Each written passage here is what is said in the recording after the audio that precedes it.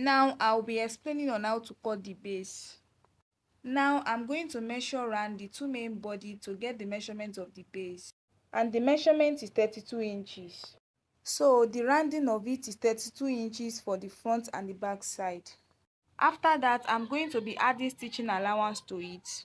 So the allowance is 5 inches allowance. So I will add 5 inches allowance to the 32 inches, making it 32.5 inches.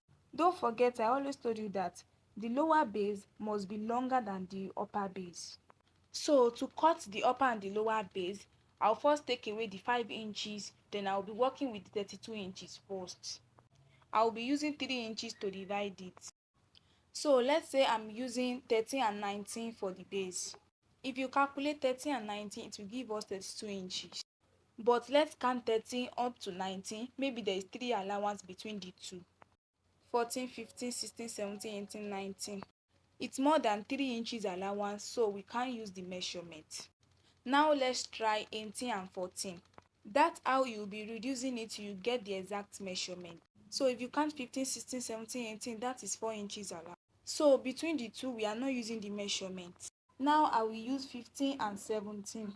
So if you count 16, 17, that is 2 inches allowance. So since I can't get 3 inches allowance, I'll be working with 2 inches. You know, I told you earlier that it's either you use 2 or 3, so that the upper base will not go down too low, it will be at the top. The upper base will be 15 while the lower will be 17. Now I will add the 5 inches sewing to the 17 inches, making it 17.5 inches for the lower base. So that's how to get the base of the side bag.